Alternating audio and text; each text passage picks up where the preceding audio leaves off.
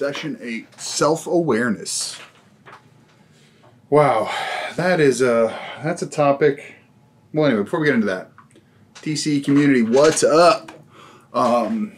Feeling fantastic today. Hope you're enjoying Fireside Chats. More to come. Chapter 4 on the way.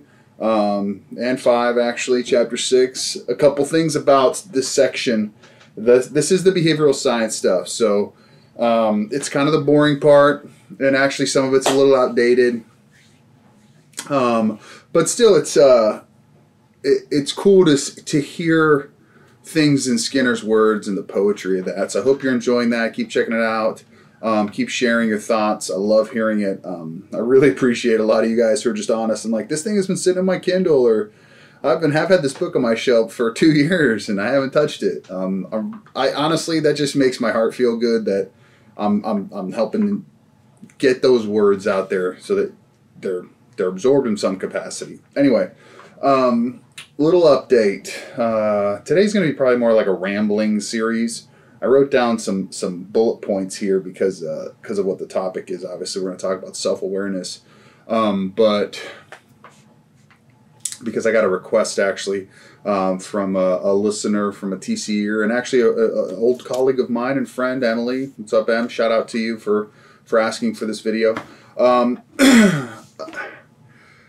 It's been a roller coaster ride. I think we're all starting to feel what 2 months of isolation feels like and that kind of thing. I have to say that this week has been a lot better for me. Man, am I on the upswing. A lot of things that have been kind of like dangling over my head like a Damoclean sword are finally starting to work themselves out. So I feel really renewed and reinvigorated and strong again, and very stable and ready to move forward. So there's positive stuff in the air.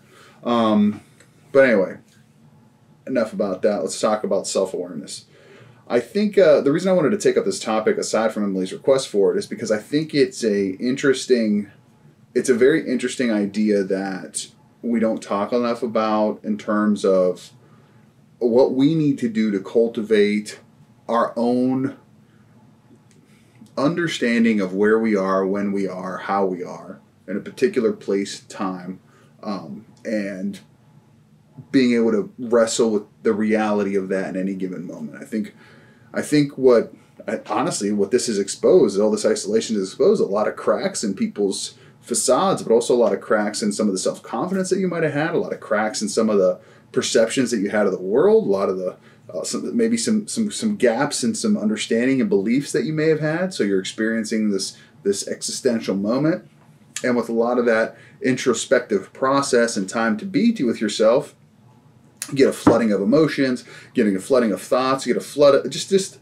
overwhelming sense of those things around you, even though you're really being stationary at any given instance. And I think this is where self-awareness in and of itself becomes a very important thing to think about. Now, what is self-awareness?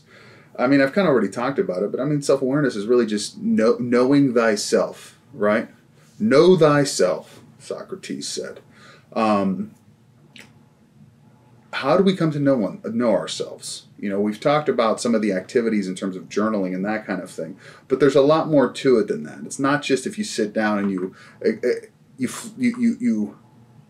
just let the words flow out of you. All of a sudden now you're going to have like the ultimate insight into who you are. There's some other steps that you have to take in order to cultivate that. And a key component of it is that it's not a permanent exercise. Like, it's not a thing that you do one time. You engage in self-awareness, and now all of a sudden you're self-aware for your entire life. Like, it's an ongoing practice that you need to engage in to be able to reel yourself back in, to be able to get control of what's going on around you, and be able to get control of yourself as you're acting out in the environment. So, let's talk about cultivating self-awareness. There's a lot of different things that you can do to do it. I feel like what kind of helped me personally cultivate some of my own personal self-awarenesses was reading. I mean, that's kind of where I find a lot of my stuff. Marcus Aurelius's Meditations is a great place to start. It's one of my favorite books. I've probably read it at least a half a dozen times, and it's an unbelievable starting place for seeing how one can be aware of themselves in the moment and recognize who they are and where they stand in relation to things. And that's really what we're talking about. If we're talking about it in a behavior analytics sense, what is self-awareness? Self-awareness is deictic frames. It's where you stand in relation to other things, right? Perceptually. So let's just talk. Now, we're not going to talk about frames because that gets into the technical side of things, and I don't want to do that with these videos. But I'm just going to give some bullet points on what I think and how you do that. The first thing is, I think it's humility. And I think humility is very misunderstood because a lot of people see humility as this sense of like someone coming in and just like, you know, just being self-deprecating and like reserved, and that's not what, in my opinion, humility is. I think that's what people who want to feign humility engage in. But real humility is knowing what you know and what you don't know and being honest about that and not pretending otherwise. I think it's just being authentic, right? That's what humility is to me. I think that the first steps in cultivating humility and actually being humble is taking responsibility for things. And I think that is a specific trait that lacks significantly in our culture and also lacks significantly in general in the field. And that's where people look to place blame on everything but themselves. And what I would say is, you know, the first step towards humility is deciding to say, everything is my fault. I think there's a Dwight Eisenhower, I believe is it Dwight Eisenhower? I want to say it's Eisenhower. I could be wrong on this though. That he says leadership is giving everyone else credit for everything and taking responsibility for everything that goes wrong or something like that. Giving everyone responsibility for everything that goes right and taking responsibility for everything that goes wrong. That's I think that was Eisenhower. And that's really what we're talking about. That's humility. That's recognizing that it takes a village to do everything, that you're not alone on an island, and that you know what you know, where you know, when you know it. So then that leads into the next bullet point that I was going to say, which is you should be able to identify your strengths and your weaknesses. Now, I see those things as equals, actually. A lot of people like to focus on one or the other because someone might say, focus on your strengths because they're trying to put a positive spin on things. Other people say, focus on your weaknesses, or I'd be able to identify your weaknesses because by identifying your weaknesses, you can, you know, adapt for them, etc. But I would say, I would suggest a more balanced approach to these things and saying that you should recognize your strengths and know your weaknesses. And that helps cultivate humility and ultimately self-awareness. The next thing is identifying the different judgments that you put on yourself, you know, and the different guilt and shame that you walk through life with. I think that, you know, we hold ourselves sometimes to impossible standards, or we accept and we create the conditions to where we start judging ourselves in relation to things. And, you know, learning to be happy for other people and to give that generosity of spirit over is a very important piece of being self-aware. And that first step to getting to that point has to do with learning to not judge yourself. And that's very, very important. You should never, ever judge yourself. You are who you are. You make mistakes. You're fallible. To err is human. To forgive, divine. You know, and that's a very real thing. The next thing is you should never lie to yourself. You should never lie to other people, but you should definitely never lie to yourself.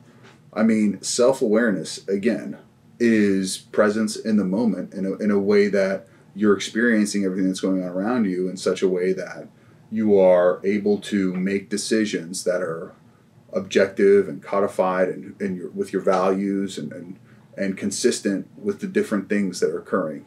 And that means that you have to be able to not act in a self-deluded way. I think that oftentimes we make decisions and we make choices where we act out in very self-delusional fashions where we either hyper-positivize the outcomes. I'm very guilty of that, where I put my rosy glasses on, man, and I just like gamble for the most optimal outcome.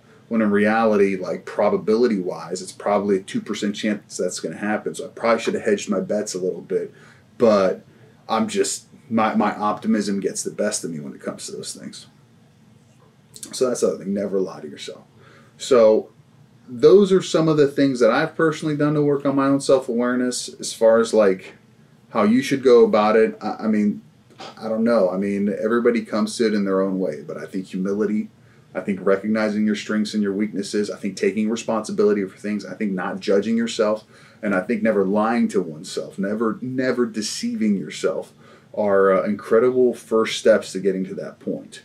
And the key for those things to actually be useful and not just be platitudes is making them non-negotiable pillars of who you are. And this is where I think from my personal experience, like, I think for me, it's like I've struggled a lot with personalities in my time. You know, I've been accused of being a very difficult person.